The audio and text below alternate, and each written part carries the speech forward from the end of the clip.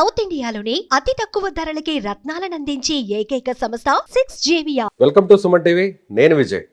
తెలుగు రాష్ట్రాల్లోనే కాదు దేశంలోనే సంచలనం కలిగించినటువంటి పరువు హత్య కేసు ప్రణయ్ హత్య కేసు. సో ఈ కేసుకు సంబంధించి కోర్టు కూడా సంచలన తీర్పిచ్చింది. ఇందులో A2గా ఉన్న వ్యక్తికి ఉరిశిక్ష విధించడం, మిగిలినటువంటి 6గురికి కూడా యావజ్జీవ కారాగార శిక్ష విధించింది. దీని గురించి డిస్కస్ చేద్దాం. Famous family counsellor, senior journalist Priya Chaudhary గారు మనతో పాటు ఉన్నారు. మాట్లాడదాం. నమస్తే మేడం. చాలా రోజుల తర్వాత సుమన్ టీవీతో మళ్ళీ మీ ప్రయాణం స్టార్ట్ అవుతుందని కోరుకుంటున్నాం. సో దీని గురించి చెప్పండి. అప్పట్లో మీరు చాలా గట్టిగా మాట్లాడారు ఈ విషయం మీద, అటు యూత్ బిహేవియర్ మీద, అలాగే పేరెంట్స్ కల్చర్ మీద, పిల్లలకు నేర్పుతున్నటువంటి కల్చర్ మీద. సో ఈ తీర్పు మీద ఇప్పుడు మీరేమంటారు? ఈరోజు ఏం సంఘటన జరుగుతుందో నేను 5 years ముందే చెప్పాను. ఒకసారి కావాలంటే మన ప్రేక్షకులందరినీ ఆ ఎపిసోడ్ చూసుకోవచ్చు కూడా. యాక్చువల్గా ఏంటంటే సోషల్ ఇష్యూస్ మీద నేను స్పందించడం అప్పటి నుంచే స్టార్ట్ అయింది. అదే ఆ సంఘటన మాట్లాడడానికి కూడా కారణం ఏంటంటే, ఇప్పుడు మీరు అడిగారు ఈ తీర్పు మీద మీరు ఏమంటారు అని అంటే, ఒక విధంగా నిందితులకి శిక్ష పడింది అనే, న్యాయం జరిగింది అనేటటువంటి వాస్తవాన్ని అంగీకరిస్తూ, ఇంకొక వైపు అసలు ఇది ఎవరి కోసం జరిగింది, ఎవరు ఏం కోల్పోయారు, దీనివల్ల ఎవరు ఏం సాధించారు అనేటటువంటి పెద్ద ప్రశ్నార్థకం నేను ఇప్పుడు కాదు 5 years ముందే మాట్లాడాను. ఎందుకంటే ఈ రోజు ఏం జరుగుతుందో, ఎవరికి వాళ్ళు ఎలా పక్కకి వెళ్ళిపోతారో, ఎవరి జీవితాలు ఎంత ప్రాక్టికల్గా ఉంటాయి అనేది ఆ రోజే చెప్పా. కానీ ఆ రోజు ఉన్నటువంటి సిచ్యుయేషన్స్లో మీడియా పాత్రను కూడా మొట్టమొదటిసారి ప్రశ్నించింది నేనే యూట్యూబ్లో కూడా.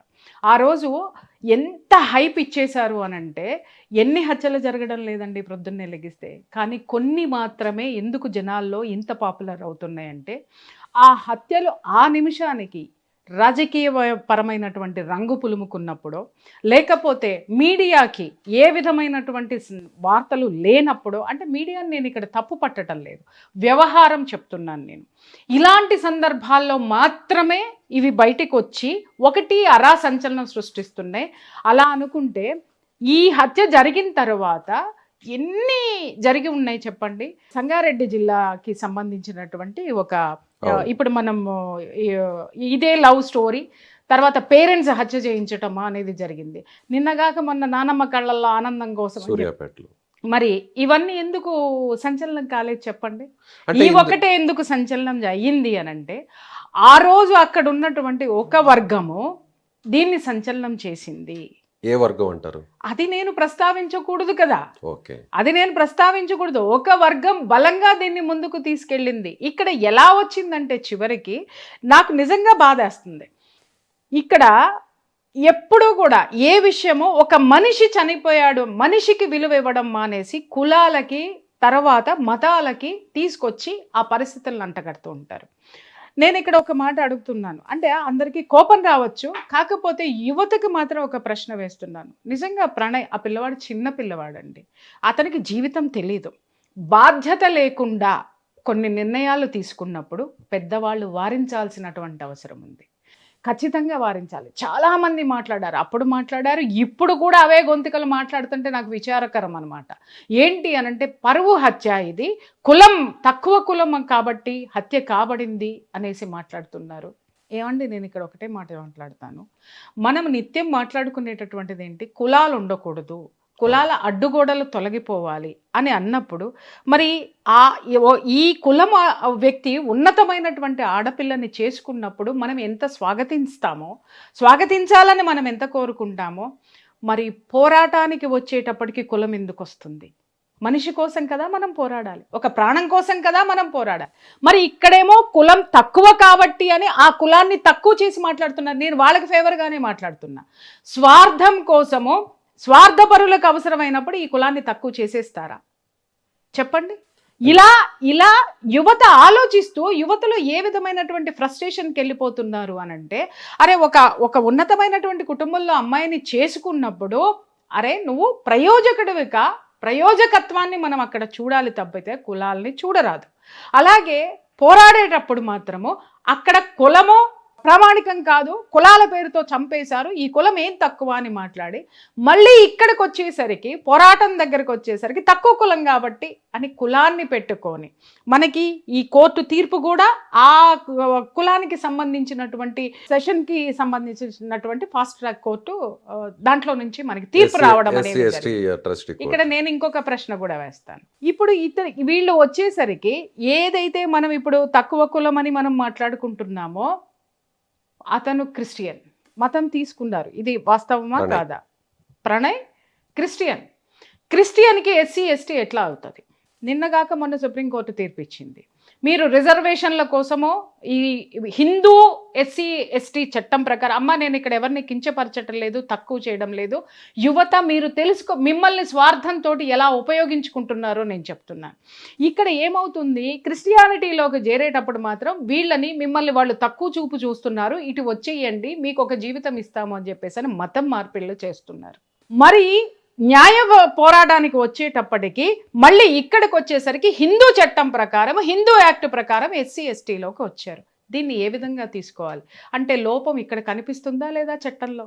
ఈ చట్టంలో ఉన్నటువంటి లోపాలు, అలాగే కులాలు అనేటటువంటి దీంట్లో ఉన్నటువంటి ఈ వైషమ్యాలు ఏవైతే ఉన్నాయో పోరాడదామండి. చాలామంది నన్ను అడుగుతారు 33% రిజర్వేషన్ మహిళల కోసం పోరాడదామంటే నేను ఎప్పుడు వ్యతిరేకిస్తాను దాన్ని. వాళ్ళెవరో ఇచ్చేది ఏంటండి, 33% రిజర్వేషన్లో మనం వెళ్ళినా కూడా ఇంకొక మగాడే ఎవరిని నిలబెట్టాలనేది రూల్ చేస్తాడు.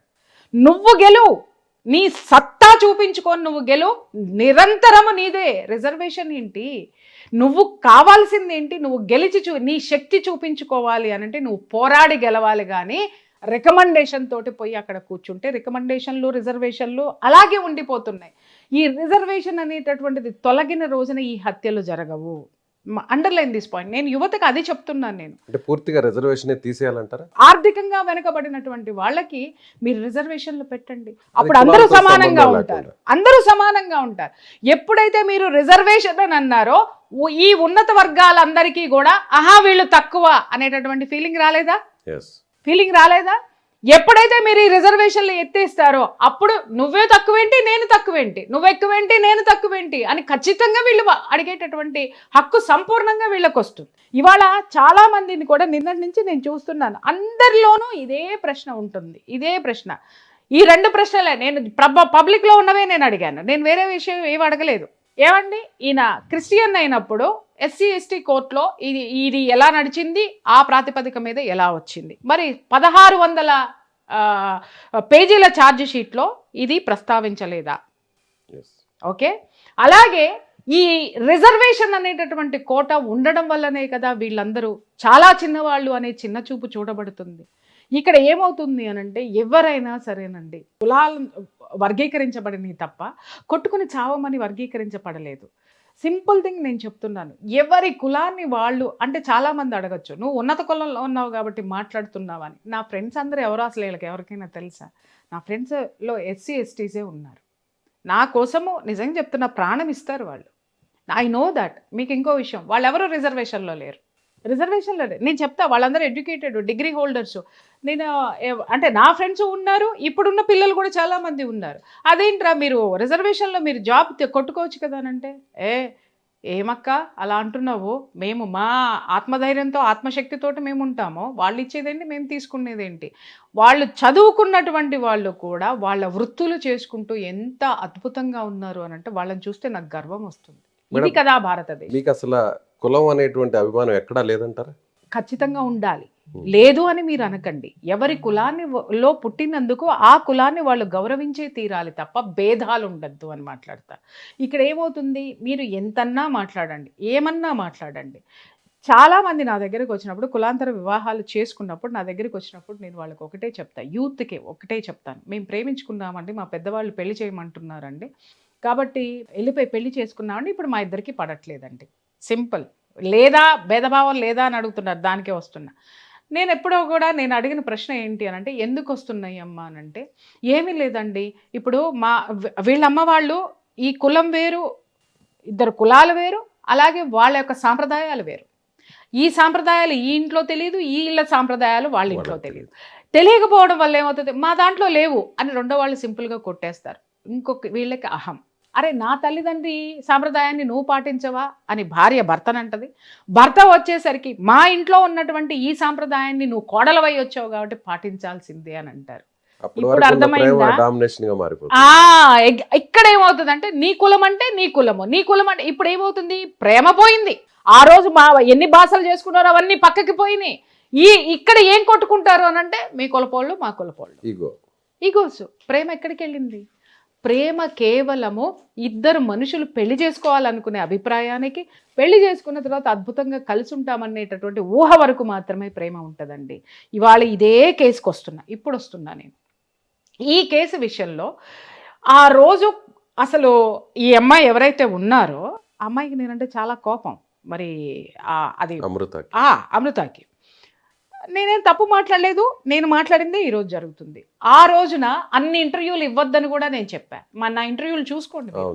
గంటలు పాప అమ్మాయి టిఫిన్ తిందో తెలియదు, కాఫీ తాగిందో తెలియదు, మంచినీళ్ళు తాగిందో తెలియదు. గంటలు ప్రతి ఛానల్కి అసలు యూట్యూబ్ ఓపెన్ చేస్తే పగిలిపోయినాయి, ఛానల్స్ ఓపెన్ చేస్తే పగిలిపోయినాయి, టీవీ ఓపెన్ చేస్తే ఇవే ఇంటర్వ్యూలు. దాదాపు ఒక 10 రోజుల వరకు ఆవిడ ఇస్తూనే ఉన్నారు. అతనిచ్చిన షాల్ ఏదో ఉంది, స్కార్ఫ్ ఏదో, అది వేసుకొని ఇది నా ప్రేమకు చిహ్నం అని చెప్పేసి ఆ రోజు ఆవిడ అన్ని మాటలు ఉద్వేగంగా మాట్లాడారు ఆవిడ. మరి వాళ్ళ ఇంటర్వ్యూ లేదండి. ఈ మీడియా ఎందుకు వెళ్ళట్లేదండి? ఎందుకు ఈ ప్రశ్న వేస్తున్నానంటే, ఇంతకు ముందు కూడా మారుతిరావు చనిపోయినప్పుడు కూడా నేను ఇదే ప్రశ్న వేశాను మీడియాని. ఆ రోజు అమృతని మాత్రమే మీరు ఇంటర్వ్యూ చేశారు, వాళ్ళ వెర్షన్ మాత్రమే విన్నారు, మారుతిరావుని ఎందుకు ఇంటర్వ్యూ చేయలేదు అని అడిగినాను నేను ఆ రోజు. ఈ రోజు కూడా ఇప్పటికీ కూడా నేను అడుగుతున్నాను. ఇప్పుడు కూడా కాయిన్కి ఒకవైపు మాత్రమే మనం మాట్లాడుతున్నాము. ఇంత చంపుకునేటటువంటి సిచ్యుయేషన్కి అవతల వాళ్ళు ఏ కారణాలతో తీసుకొని వెళ్ళారు, చంపేంత స్థితికి వీళ్ళు ఎందుకు దిగజారారు, వీటి మీద విశ్లేషణ ఎక్కడైనా ఉందంటే రెండే మాట్లాడుతున్నారు. పరువు హత్యండి, తక్కువ కులం కాబట్టి అని. ఇక్కడ తక్కువ కులం అనేదే లేదండి. సమాజంలో కొంతమంది స్వార్థపరులు ఈ ఇద్దరిని బలి పశువులు చేశారు. అక్కడ ప్రణయ్ని, ఇక్కడ మారుతీరావుని. అర్థమైందా అండి? ఈ సమాజంలోనే మనం బ్రతుకుతున్నాం, ఈ స్థితిలోనే మనం ఉన్నాము. ఈరోజు మరి ఆ రోజు ఆ ప్రేమ, ఆ స్థితి, ఇది ఇక్కడ కొన్ని విషయాలు మనం కూలంకషంగా మాట్లాడుకోవాలి. ఆ రోజు ఆ అమ్మాయి తెలిసి తెలియని వయసు, అది టీనేజ్లో ఉన్నటువంటి వయసు. ఆ భావోద్వేగాలు ఎలా ఉంటాయో కూడా నేను చెప్తాను. ఆ రోజు ఆ అమ్మాయి ఏం మాట్లాడింది, ఒక ఆడ మగ కలిసి కాపురం చేస్తే పిల్లలు పుడతారండి, మా అమ్మ నాన్న అట్లాగే ఇది చేస్తే నేను పుట్టాను, ఇంకా బ్లంట్గా చెప్పాలంటే పుట్టాను అనేటటువంటి వాడకూడనటువంటి పదం ఆవిడ వాడింది. ఆ రోజే నేను అది ఖండించాను. ఈ రోజు మరి అదే అమృత అదే అమ్మతో కలిసి ఉందిగా. ఆ రోజు ప్రేమ లేదని మాట్లాడింది, మరి ఈ రోజు అమ్మతో వీడియోలు చేస్తుంది, అమ్మ వచ్చింది అని ప్రేమగా మాట్లాడుతుంది. అప్పుడే చెప్పా, తల్లిదండ్రులు రక్త సంబంధము ఇది ఎప్పటికీ నిలబడి ఉంటుంది అని చెప్పా. నేను చెప్పిన ప్రతి మాట ఈరోజు జరిగింది. ఇంకొక మాట కూడా, తీర్పు వచ్చిన రోజున లేదా రేపొద్దున కొంతకాలం జరిగిన తర్వాత అప్పుడు మళ్ళీ మాట్లాడదామండి అని కూడా అన్న. ఆ సందర్భం 5 ఏళ్ల తర్వాత వచ్చింది. నేను ఎక్కడికి వెళ్ళాలా, ప్రియా చౌదరి ఇదే మీడియాలో ఉంది, కానీ అమృత ఎక్కడ చెప్పండి. నిన్న పోస్ట్ చేశారు అమృత, ఇన్స్టాలో ఒక పోస్ట్ చేశారు, రెస్ట్ ఇన్ పీస్ అని చెప్పి డేట్ ని అక్కడ మెన్షన్ చేస్తూ అక్కడ ప్రణయ్ని ఉద్దేశించి ఇన్స్టాలో ఒక పోస్ట్ చేశారు. ఒక్క లైన్. ఆ రోజు నిమిషానికి ఒక ఇంటర్వ్యూ. ఎంతమంది పడిగాపులు కాశారు ఆ మిర్యాలగూడలో, ఆ ఇంటి చుట్టూతా. ఒక్కళ్ళకు కూడా అలుపు సొలుపు లేకుండా ఆ రోజు ఇంటర్వ్యూలు ఇచ్చారు. మరి ఆ గొంతుక ఈ రోజు ఏమైంది అని అడుగుతున్నాను. అంటే ఇక్కడ నేను ఆవిడని ఇన్సిస్ట్ చేయట్లేదు, అంటే శిక్ష పడింది కాబట్టి ప్రణయ్ ఆత్మకి శాంతి చేకూర్చింది. చూడండి, మనం చేసే పనులకి సమర్థించుకోవాలి అనుకుంటే చాలా చెప్పుకోవచ్చండి. మరి ఆ రోజు కూడా శిక్ష పడుతుంది అని ఒక మాటతోటి వేచి చూడొచ్చు కదా. అన్ని ఇంటర్వ్యూలు ఎందుకు జరిగినాయి? మరి ఈ రోజు కూడా వాయిస్ పైకి తేవచ్చు కదా. ఎందుకు అనంటే కొంతమంది అడిగే ప్రశ్నలకు అమ్మాయి దగ్గర సమాధానం లేకపోయి ఉండొచ్చు. అందుకోసమే ఆవిడ రాకపోయి ఉండొచ్చు. ఎందుకంటే ఆ రోజు అమ్మని తిట్టింది, నాన్నని తిట్టింది. మా అమ్మ నేను చచ్చిపోతే నా శవం ముందు డాన్స్ చేస్తానంది అని చెప్పేసానంది. మరి ఈ రోజు అదే అమ్మ తనకి తోడుగా నిలబడి ఒంటరి జీవితంలో తను సక్సెస్ఫుల్గా ముందుకు వెళ్ళడానికి నిలబడింది. ఆ అమ్మని ఈవిడ స్వాగతించింది, ఈవిడ్ని మదర్ స్వాగతించారు. ఆ రోజు ఉన్నటువంటి భావోద్వేగాలు, అలాగే మీడియాలో కొంతమంది మై డియర్ సోకాల్డ్ యూత్కి చెప్తున్నాను, కొన్ని ఛానల్స్ అయితే డిబేట్లు పెట్టేసిన యూత్లను పెట్టి ఏమని ఆ రోజు మాట్లాడారండి నిజంగా. ఓ పక్క పేరెంట్స్, ఓ పక్క వీళ్ళని కూర్చోబెడితే ఇప్పటికీ దాంట్లో ఉంటుంది.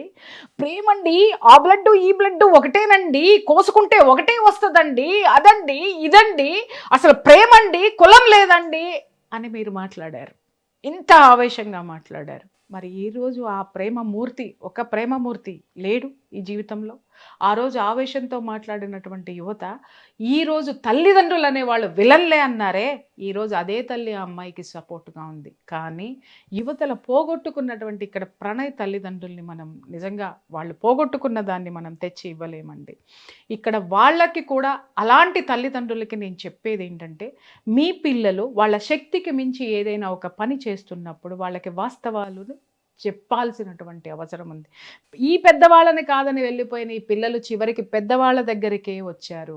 కానీ పిల్లల్ని కోల్పోయినటువంటి పెద్దవాళ్ళు ఎవరైతే ఉన్నారో వాళ్ళ బాధని మనం తీర్చలేము. ఇవాళ నేను కులాలను ఎందుకు మాట్లాడుతున్నానంటే, మీరు మిగిల్చి వెళ్ళేటటువంటి కడుపు కోతను ఎవరు తీర్చాలండి? మనం ఇక్కడ హ్యాపీగా కూర్చొని ఏసీలో కూర్చొని మనం సంషేర్గా మాట్లాడతాం. బట్ ఈ రోజుకి కూడా ఏ విషయంలోనైనా నేను విత్డ్రా చేసుకున్న ఇంతవరకు లేదు, నా చరిత్రలోనే లేదు.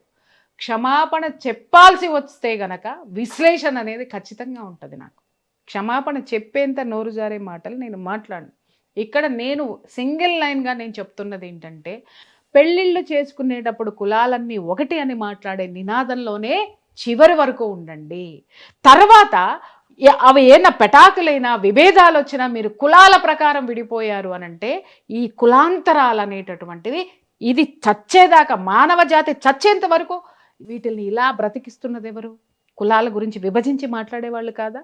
వాళ్ళ చాలామంది కూర్చున్నారు, అసలు అతను తక్కువ కులవాడని ఇలా చేశారండి, అలా చేశారండి, ఇతనికి అహంకారం అండి, మారుతీరావు కదండి, ఇదండి అని మాట్లాడుతున్నారు.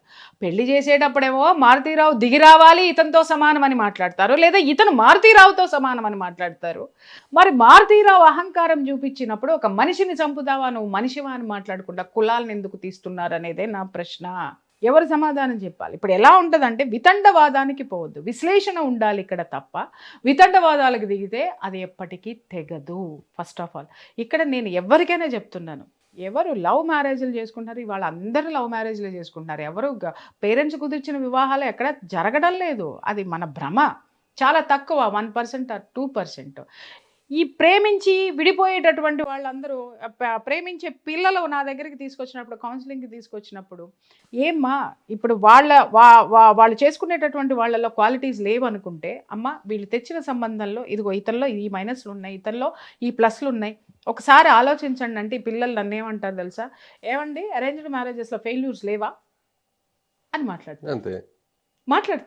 అంటే ఏంటి? ఆ సందర్భంలో మనకి ఏది అవసరమో దాన్నే తీసుకుంటాం సపోర్ట్గా, ఎవరైనా సరే. అలాగే అరేంజ్డ్ మ్యారేజెస్లో ఉన్నటువంటి చేసుకునేటటువంటి వాళ్ళందరినీ ఫెయిల్యూర్స్ లేవా అని అంటే, ఫెయిల్యూర్ అన్ని చోట్ల ఉంది.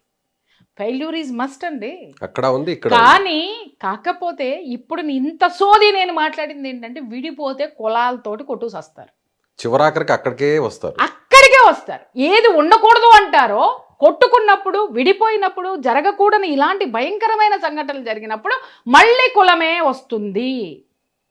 నేననేది ఇది మాట్లాడడం మానేయండి. ఫస్ట్ మనం ఫైట్ చేయాల్సింది ఏంటి అనంటే, అందరూ సమానంగా అనేది అన్నప్పుడు అన్ని విషయాల్లో మనం సమానంగా మాట్లాడదాం. ఇక్కడ ఒక ప్రాణం పోయిందండి, కులం కాదు ముఖ్యం. ఇక్కడ ఒక బిడ్డ, ఒక భవిష్యత్తు ఉన్నటువంటి పిల్లవాడు చక్కగా ఉంటే ఈ పాటికి ఆ కొడుకుతోటి ఎంత ఆనందంగా ఉండాడు. ఆ రోజు మారుతీరావుని అతన్ని ఆ దరిద్రమైన పని చేయించడానికి ప్రేరేపించినటువంటి పరిస్థితులను ఎవరూ విశ్లేషించడం లేదు. అలాగే ప్రణయ్ కూడా ఆ అమ్మాయిని చేసుకునేటప్పుడు అతని యొక్క స్థితి, ఆ అమ్మాయిని పోషించేటటువంటి స్థితి ఉందా లేదా అనేటటువంటి విషయాన్ని కూడా అతను పరిగణలోకి తీసుకోకుండా ముందుకు అడుగు వేయడం వల్ల అక్కడ చాలా విషయాలు జరిగినాయి. అవన్నీ మాట్లాడడానికి నాకేం అభ్యంతరం లేదు. కానీ ప్రపంచం ఒక స్టాండ్ మీద తీసుకుంది, ఒక స్టాండ్ మీద వెళ్తుంది, దాన్నే నేను ప్రశ్నిస్తున్నాను. దాని ప్రకారం నేను మీడియాకు కూడా రిక్వెస్ట్ చేసేది ఏంటంటే, అరే ఒక మోసగా వెళ్తుంది కాబట్టి దాని వైపుకే ఎందుకు వెళ్తున్నారు? మీడియా చేయవలసింది తటస్థంగా ఉండడం, అటు ఇటు విశ్లేషణ చేసి మనం దాన్ని ప్రజెంట్ చేయడం అనేది మన బాధ్యత. అలాగే సామాజిక బాధ్యత కూడా ఒకటి ఉంటుంది. ఇక్కడ మీడియా కూడా ఒకవైపు వర్గం మీద సానుభూతి చూపించింది, ఇక్కడ సపోర్ట్ ఇవ్వలేదు. Underline this point. సపోర్టు అనేటటువంటిది ఉన్నట్టయితే ఈరోజు పాపం మరి ప్రణయ్ తండ్రి ఎంత అచేతనంగా ఒంటరివాడయ్యాడండి. మరి ఆ రోజు ఆయన ఇల్లంతా కిక్కిరిసిపోయింది కదండి జనాలందరితో, ఇదే మీడియాతో సందర్శకులతోటి. నాట్ ఓన్లీ మీడియా అండి, పెద్ద పెద్ద ఎంతమంది నేతలు. రాజకీయ నాయకులు, ఎంతమంది నేతలు వచ్చి పరామర్శించి వెళ్ళారు, ఎంతమంది లీడర్లు వచ్చి పరామర్శించి వెళ్ళారు, అలాగే సంఘానికి సంబంధించిన వాళ్ళు ఎంతమంది వచ్చారు. అతన్ని తీసుకెళ్లేటప్పుడు ఆ రోడ్డంతా ఇదైపోయింది, అతని విగ్రహం కూడా పెట్టారు. మరి ఈ రోజు ఆ నిగ్రహాలు ఎక్కడికి వెళ్ళిపోయినాయి? జనం ఎవరున్నారు? ఆ రోజు పలకరించిన వాళ్ళు ఈ రోజు ఆయనకి ఏ విధమైనటువంటి న్యాయం చేశారు? Point number 1. కనీసం భుజం తట్టే వాళ్ళు కూడా కనిపించట్లేదు, ఎవరు లేరు. నిజంగా ఆ తల్లిదండ్రులు ఇద్దరిని చూస్తుంటే బాధ అనిపించిందండి నాకు. ఎవరు కోల్పోయారు ఇవాళ? ఎవరు కోల్పోయారండి? మీరు ఎవరినైతే ఎంకరేజ్ చేశారో, అరే చేసుకోరా, మేము సపోర్ట్ ఇస్తాం చేసుకోరా, ఉన్నవాడే చేసుకోరా, అరే మనమంతా ఎదగాలరా. ఉన్నవాడంటే ఇక్కడ ఇంకోటి గుర్తొచ్చింది, ఇంకో పెద్ద మనిషి మహాసేన రాజేష్ గారు. ఆయన చాలా పెద్ద విశ్లేషకుడు. ఓకే, ఆయన ఛాలెంజ్ ఒకటి విసిరారు. వెళ్ళండిరా, ఉన్నవాళ్ళ పిల్లల్ని తీసుకొని రండిరా, చేసుకోండిరా, ₹1,00,000 ఇస్తాను రా అని. ఆ మహాసేన రాజేష్ గారికి నేను ఈరోజు చెప్తున్నాను, ఉన్నవాళ్ళ పిల్లల్ని చేసుకొస్తే మీరు ₹1,00,000 ఇస్తానన్నారు కదా సార్, ₹1,00,000 ఇవ్వకండి. ఈరోజు ఈ ప్రణయ్ తల్లిదండ్రులు ఒక కొడుకుని, తనమల్ని పోషించేటటువంటి కొడుకుని కోల్పోయారు కదా. ఆ ఆర్థిక భారాన్ని ఏ రూపంలో పూరిస్తారో నేను చెప్పను, ఇక్కడ బ్లాంక్ పెడుతున్నాను. అక్కడి నుంచి తెచ్చి ఇక్కడికి ట్రాన్స్ఫర్ చేయండి, చూస్తా. 100% ఇస్తాను నేను. ఆయన ₹1,00,000 ఇస్తాను, లేపుకొచ్చేయండి అన్నారు. ఇలాంటి అనర్థాలు జరిగినప్పుడు ఈ లీడర్లు ఎక్కడికి వెళ్ళారో? ఇవి ఈ రోజు రాలేదు ఎందుకని? ప్రణయ్ దగ్గరికి, ప్రణయ్ తల్లిదండ్రుల దగ్గరికి వచ్చి ఓదార్చలేదు ఎందుకని? ఆ రోజు యూత్ని రెచ్చగొట్టే ఉపన్యాసాలు ఎంతో మంది చేశారు. తప్పండి, పిల్లలకి తెలియదు, వాళ్ళకి వాస్తవాలు తెలియదు, మనం నాయకులం అయిపోవాలి కదా అని రెచ్చగొడితే ప్రాణాలు కోల్పోయేది పిల్లలు. ఆ రోజుకి అదే మాట్లాడా, ఈ రోజుకి ఇదే మాట్లాడుతున్నా. ప్రేమించడం తప్పు లేదు, పెళ్లి చేసుకోవడం తప్పు లేదు, కానీ ప్రేమకి పెళ్లికి తర్వాత కావాల్సింది 2 కుటుంబాలు, 2 మనుషులు కాదండి. 2 మనుషుల మధ్య పెళ్లి చేసుకోవడానికి ప్రేమ అవసరమని మీరు మాట్లాడుతున్నారు. పెళ్లి చేసుకున్న తర్వాత 2 కుటుంబాలు కావాలి. ఆ 2 కుటుంబాలు ఈ సమాజంలో బ్రతకాలి. దీన్ని ఎందుకు మర్చిపోతున్నారు? ప్రతిసారి నేను గుర్తు చేసేది అదే. ఈ చెత్త మాట్లాడకండి. ఏంటి ఒకటే కులంలో చేసుకుంటే విడాకులు అవ్వవా అని మాట్లాడతారు. అరే అవ్వట్లేదని ఎవడన్నాడండి? శుద్ధపూసల్లాగా ఉన్నారని మాట్లాడుతున్నారా? కానీ మీరు రెచ్చగొట్టి చేసేటటువంటి ఈ ప్రేమ పెళ్లిళ్ళు చివరికి ఇలాంటి దుర్గతి పడితే ఆదుకున్న నాదుడు ఎవడు అని మాట్లాడుతున్నాను. అదే అరేంజ్డ్ మ్యారేజ్లో గనక ప్రమాదవశాత్తు చనిపోయినా, ఏదన్నా జరిగినా కుటుంబం ఆదుకునేటటువంటి పరిస్థితులు ఉంటే సమాజం నుంచి వాళ్ళకు ఒక సపోర్ట్ ఉంటుంది. రెచ్చగొట్టే మనుషులు ఇంతకు ముందు ఇన్ని గొంతుకలు, ఇన్ని వేలు లేచినాయి. ఇవాళ ఆ కుటుంబానికి సపోర్ట్ ఇచ్చేవాళ్ళు ఎంతమంది ఉన్నారు చెప్పండి? అంటే ప్రణయ్ హత్య కేసుని అందరూ వాడుకున్నారంటారా? 100% అండి. ప్రతి ఒక్కళ్ళు వాళ్ళకు వాళ్ళు హైలైట్ అవ్వడానికి వాడుకున్నారు. అందరు ప్రపంచమంతా ఒకవైపు సపోర్ట్ చేస్తే నేనొక్కదాన్ని పేరెంట్స్ వైపు, వాస్తవాల వైపు మాట్లాడాను. మరి ఆ రోజు అంత పెద్ద ప్రవాహంలో నేను నిలిచి నిలబడ్డాను. ఈ రోజు అదే మాట మీద నేనున్నా. ఆ రోజు నేనేం చెప్పానో ఈ రోజు అదే అమృత విషయంలో జరిగింది. ఆవిడ ఆ తల్లి దగ్గరికే వెళ్ళింది, సెక్యూరిటీ ఎక్కడుందో అక్కడికే వెళ్ళింది. మరి ఆ రోజు అత్తామామలు కూడా పాపం అమ్మాయిని మా బిడ్డ అండి, మా ఆడపిల్లగా మేము చూసుకుంటామండి అని అన్నారు. But where she is now అంటే ఉండడం తప్పని నేను అనట్లేదు. ఏ పక్షి ఆ గూటికే చేరుతుంది అనేటటువంటి వాస్తవాన్ని ఇక్కడ ప్రేమికులు గమనించండి. అలాగే రెచ్చగొట్టే వాళ్ళు, ఆ ప్రణయ్ స్నేహితులు కూడా చాలా బాధపడ్డారు. అప్పుడు ఏమండి మేము ఏమన్నా చేస్తామంటే మా మీద కేసులు పెడుతున్నారండి. నాన్న మీ అందరికీ నేను చెప్తున్నా, ప్రేమ పెళ్లి చేసేటప్పుడు మీరు సపోర్ట్ ఎంత ఇస్తున్నారో వాళ్ళ జీవితంలో నిలదొక్కుకోవడానికి మనం ఇవ్వలేము. ప్రేమ పెళ్ళిళ్ళకి సపోర్ట్లు ఇవ్వద్దా అని వక్రంగా మాట్లాడకండి. కుటుంబ పరంగా వెళ్ళినప్పుడు కుటుంబపరమైనటువంటి, సామాజిక పరమైనటువంటి భద్రత ఎంత ఉంటుందో ప్రేమ పెళ్లిల్లో కరువు అవుతుంది. వాటి గురించి మనం మాట్లాడాలి. ఈరోజు అవి ఎందుకు మనం విభేదిస్తున్నామో మాట్లాడాలి. వాటిల్లో ఉన్నటువంటి లోపాలేంటో మాట్లాడాలి. అన్ని పక్కన పెట్టేసేసి ఇక్కడ వచ్చి కూర్చుని కులాలు కులాలు కులాలు, పరువు హత్య కాదు, ఇది కులహత్య కాదు. వెనక వ్యక్తిగతమైనటువంటి ప్రేరేపణలు చాలా ఉన్నాయి. వాటి గురించి మాట్లాడే ధైర్యం ఎవరికైనా ఉంటే చెప్పండి, కూర్చొని మాట్లాడదాం. ఇక్కడ 2 కుటుంబాలు తప్పున్నాయంటారా? 200% ఉన్నాయి.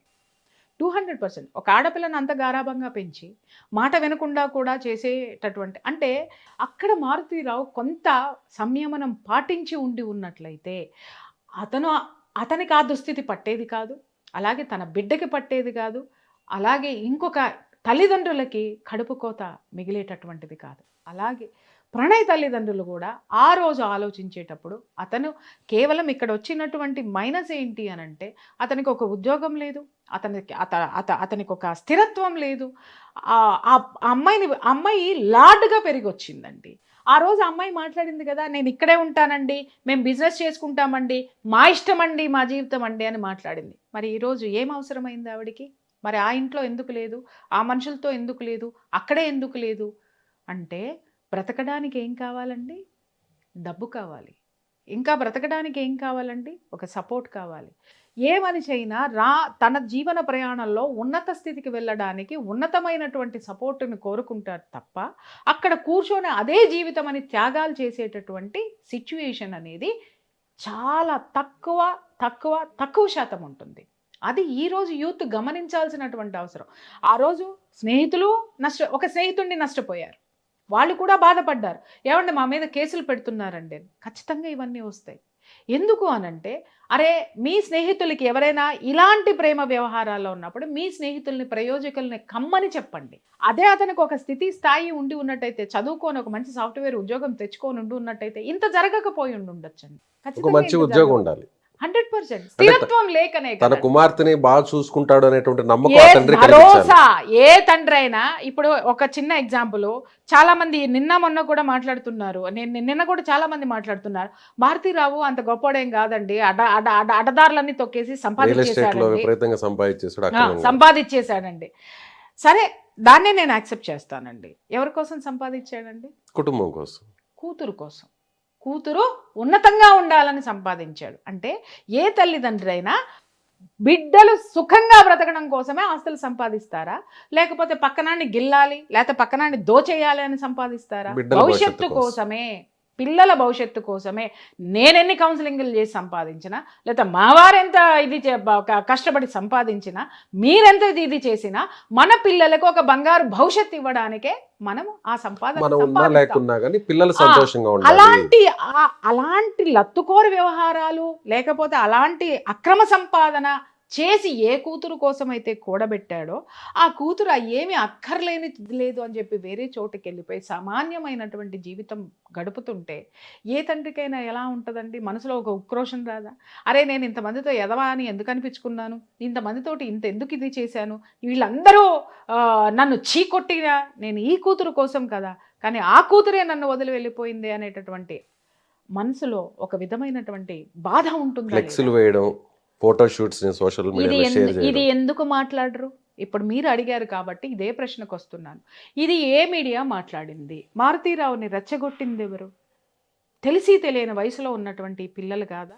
అతని ఇంటి ఎదురుగుండా లేదా ఊర్లో పోస్టర్లు వేసి ఆయన క్లియర్గా, నేను ఎందుకంటే అక్కడ మా సీనియర్ జర్నలిస్టులు కూడా ఉన్నారు, నేను వాళ్ళని పంపించాను. అక్కడ ఉన్నటువంటి మారుతీరావుకి సంబంధించినటువంటి వాళ్ళు కాకుండా మారుతీరావు వ్యతిరేకులను కూడా నేను అడిగితే కూడా మారుతీరావు ఆల్రెడీ వీళ్ళకి చెప్పడం జరిగింది, కొన్నాళ్ళు ఎక్కడికైనా వెళ్ళిపోండి మీరు, నేను కొంచెం స్థిరపడిన తర్వాత మనసు కొంచెం స్థిమితం కావాలి, మీరు వీళ్ళు మనసు స్థిరపడాలి. రెండోది ఏంటి అని అంటే నేను ఇక్కడ పరిస్థితులు ఏదో విధంగా చక్కబెట్టుకోవాలి, ఫ్యామిలీ కూల్ చేసుకోవాలి, సమాజంలో అతనికి రైవల్స్ ఉన్నారు వాళ్ళని కూల్ చేసుకోవాలి, ఇన్ని చేసుకోవాలి. మై డియర్ యూత్, మీరు పోయి తాళి కట్టేయడం ఒక్కటే మీ పని అయితే ఆ కట్టినటువంటి తాళిని నిలబెట్టడానికి ఇక్కడ పేరెంట్స్ ఎన్ని కష్టాలు పడాల్సి వస్తుందో, సమాజంలో మీకు ఎలాంటి స్టేజ్ ఇక్కడ ఇవ్వాల్సి వస్తుందో మీకు అర్థం కాదు.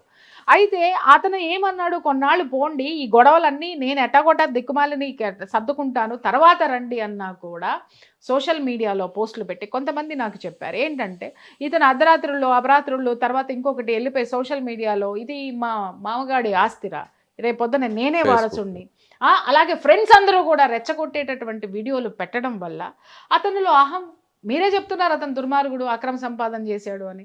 మరి అటువంటి వాడిని రెచ్చగొడితే ఏం జరుగుతుంది ఒక్కసారి చెప్పండి. మరి ఇవి కూడా మనం పిల్లల పట్ల ఏం చేయకూడదు అనేటటువంటి విషయాల పట్ల మనం మాట్లాడాల్సినటువంటి అవసరం ఉంది. ప్రణయ్ తల్లిదండ్రులు ఇవన్నీ చెప్పొచ్చు కదా అంటే అడ్డాల నాడు బిడ్డలు కానీ గడ్డాల నాడు బిడ్డలు కాదు కదండి. వాళ్ళదే తప్పంటారా? ఎవరిది? ప్రణయ్ వాళ్ళ పేరెంట్స్ నేను వాళ్ళకి చెప్తున్నాను, వాళ్ళు అడ్డాల నాడు బిడ్డలు కానీ గడ్డాల నాడు కాదు. వాళ్ళు ఏం చేయలేదు. ఎదిగిన తర్వాత వాళ్ళు చెబితే ఆగుతారా అండి పిల్లలు? మీరు వద్దురా వాళ్ళు గొప్పవాళ్ళని చెప్పినా వాళ్ళు ఆగరు. ఎవరికైనా కడుపు తీపి అనేది ఒకటి ఉంటుంది.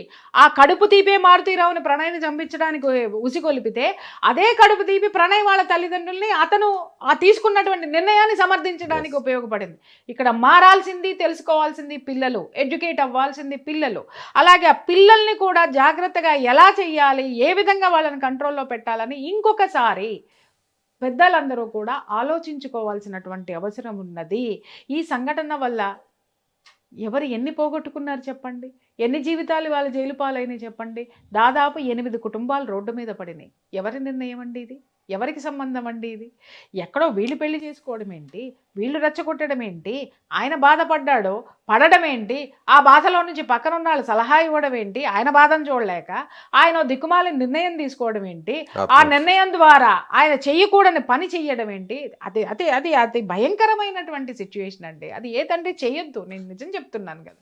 ఏ ఆడపిల్ల తండ్రి ఇలాంటి దుర్మార్గమైన పనులు చేయకండి. ఎందుకంటే మన బిడ్డ ఎంత గొప్పది అని అనుకుంటామో అవతలివాడి ప్రాణం కూడా అంతే గొప్పది. మనం మన పిల్లల్నే మార్చుకోలేవు, ఎదుటివాడి పిల్లల్ని కూడా నేను ఎక్కడ మారుస్తాను అని అతను ఆ నిర్ణయం తీసుకొని తను ప్రాణాలు కోల్పోయాడు. తన జీవితము, తన కుటుంబం రోడ్డు మీద పడిపోయింది. ఈరోజు తమ్ముడికి యావజ్జీవ కారాగార శిక్ష పడింది. తర్వాత ఆ సలహా ఇచ్చినటువంటి వాళ్ళందరికీ పడింది. హత్య చేసిన వాడికి ఉరిశిక్ష పడింది. ఇవాళ లవ్ స్టోరీ అని గుండెలు దించుకున్న వీళ్ళందరి జీవితాలకి ఏం సమాధానం చెప్తామండి? మనందరం కూర్చొని ఒక మాట చెప్పండి. ఆ కుటుంబాలు ఎంత ఏడుస్తున్నాయి.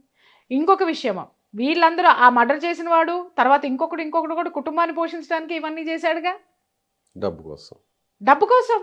ఆ డబ్బు ఎవరిని పోషించడానికి? ఫ్యామిలీ అవసరాల కోసం. ఎవరు ఎన్నో మార్గాలు ఎంచుకున్నారు, అది తెలుసుకోండి ఫస్ట్. నిన్న ఒక మాట కూడా మాట్లాడారు శ్రావణ్ కుమార్ వాళ్ళ పాప, దానిపై ఏమంటారు? ఇదంతా పోలీసులు, మీడియాని ఇదంతా చేసింది సార్. ఒక్క విషయం నేను చెప్తున్నాను, అమృత చేసింది. ఒక్కటి, ఎవరి బాధ వాళ్ళదండి. ఇక్కడ సిచ్యుయేషన్ ఎలా ఉంటుంది అని అంటే, అప్పుడున్నటువంటి ఒత్తిడితో కూడుకున్నటువంటి పరిస్థితి. నేను అదే అడుగుతున్నాను కదా, ఇన్వెస్టిగేషన్ అనేది ఇన్ఫ్లుయెన్స్ మీద జరిగిందా, కేసు ఇన్ఫ్లుయెన్స్ చేసిందా, లేకపోతే నిజాయితీగా ఇన్వెస్టిగేషన్ జరిగిందా? ఇప్పుడు వీళ్ళకి శిక్ష పడింది ఎక్కడ? ట్రయల్ కోర్టులో. ఇది మళ్ళీ ఎక్కడికి వెళ్తుంది? హైకోర్టుకి వెళ్తుంది. అక్కడ ఏదే ఇంకొకటి ఉంది, సుప్రీంకోర్టు. ఎన్ని సంవత్సరాలు పడుతుంది? ఇప్పుడు మనకి మాట్లాడుకుంటానికి ఒక సబ్జెక్ట్ వచ్చింది అంతే. కానీ ఇక్కడ ఎక్కడా కూడా ఈ యొక్క సంఘటన ఏదైతే జరిగిందో ఎవరికి న్యాయము జరగలేదు. న్యాయం జరిగింది అంటున్నారు పిచ్చోళ్ళు. ఎక్కడ జరిగిందంటే వాళ్ళకి ఇంకా పై కోర్టులు ఉన్నాయి, చాలా సమయం ఉంది, మర్చిపోతున్నారు. అడుగు ముందుకేసేయడం తొందరపాటుతోటి వేస్తున్నారు. వేసే ముందు ఇవన్నీ ఉంటాయని ఒక్కసారి జరిగిన సంఘటనల్ని ఆలోచించండి. దీనికి తోడు ఇంకొక సంఘటన కూడా జరిగింది, మీకు గుర్తుందో లేదో. అవి 2 కుటుంబాలు కూడా ఓసీలే. ఇక్కడ మనం ఒక ఓసీ ఒక ఎస్సీ అని మాట్లాడుకుంటున్నాం. ఇట్లాగే రోడ్డు మీద బంధువులు వెళ్ళి మాట్లాడుకుందాం రండి అని చెప్పంగానే ఊరు చివరికి రాగానే నరికేశారు అప్పుడు. మియాపూర్ సంఘటన జరిగినప్పుడు దాని మీద కూడా నేను గళం విప్పిన. అక్కడ కూడా ఏమైంది, అక్కడ ఏం జరిగింది? అక్కడ ఇద్దరు ఓసీలే. ఇక్కడ మన ఎస్సీ కాబట్టి చంపాడు కాబట్టి, మరి అక్కడ ఇద్దరు ఓసీలే కదండి. అక్కడ ఎందుకు జరిగింది అనంటే ఇక్కడ వ్యవహారం ఒకటే. ఎవరి పై స్థాయి ఉంది అంటే వాడికి సమాజంలో ఒక స్థితి ఉంటుంది. ఆ స్థితికి అతుక్కొని ఒక ఈగో ఉంటుంది. ఆ ఈగోని మీరు ఏ విధంగా పెళ్లికి ముందే ఆ ఈగోని ఏ విధంగా మీకు అనుకూలంగా మార్చుకోగలిగితే మనకి ఇన్ని సంఘర్షణలు అక్కర్లా ఇన్ని. కాబట్టి యువత తెలుసుకునే ముందు ఏంటంటే ప్రేమకి 2 మనుషులు కావాలి, 2 మనసులు కావాలి, ఇలా పెట్టుకొని చూపించుకునేది. కానీ 2 కుటుంబాలు కలవాలంటే ఇలా ఉండాలి. ఆ 2 కుటుంబాలతోటే జీవితం ఉంది. ఇలాంటి అంతరాలు ఉన్నటువంటి వాటి జోలికి వెళ్ళకండి. అంత రిస్క్ చేసి జీవితంలో వెళ్ళాల్సిన అవసరం ఎందుకుంది? ప్రేమ అని మాట్లాడుతున్నారు. ఇవాళ ఏదండి ఆ ప్రేమ? ఆ రోజు పుంకాలుగా ఎపిసోడ్లు చేశారు కదా, మీడియా ఎపిసోడ్లు చేసింది. ఊర్లో భారతీరావుని తిట్టేవాళ్ళు తిట్టారు, తర్వాత వీళ్ళందరినీ తిట్టేవాళ్ళు తిట్టారు, ప్రేమికులు మాట్లాడినారు. ఇప్పుడు ప్రేమ ఏది? This is practicality. ఆలోచించండి. ఊరికే యువత వాళ్ళకి ఎక్స్పీరియన్స్ లేదు, సరే వాళ్ళు మాట్లాడారంటే అనుకోవచ్చు. సోకాల్డ్ జనాలు కూడా ఇదే మాటలు ఎందుకు పాడిందే పాటరా పాసిపళ్ళ దాసగా అన్నట్టు కులము. ఇక్కడ కులము కాదు, అంతరాలు ఏవైతే ఉన్నాయో అంతరాలకి సంబంధించి నువ్వు ఎక్కడానికి వచ్చినప్పుడు సమానం అంటావు, Yes. వాడు తోసేస్తే నేను తక్కువ అంటావు. ఇది మానండి ఫస్ట్. అప్పుడే మీరు ఎవరిని ప్రేమించినా ఏ ప్రేమ వివాహాలు చేసుకున్నా చెల్లుతాయి, అందరూ యాక్సెప్ట్ చేస్తారు.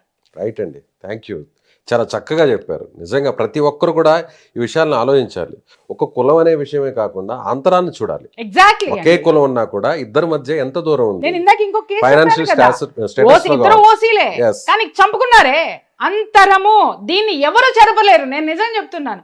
ఆ రోజు మారుతీరావు మీద సమాజం మొత్తం ఎందుకు పడిందండి? మారుతీరావు అక్రమంగా సంపాదించేశాడు నాకంటే ఎక్కువ అన్నవాడు మాట్లాడాడు, మారుతీరావుకి వ్యతిరేకంగా ఉన్నవాడు మాట్లాడాడు తప్ప ప్రపంచం మాట్లాడలా.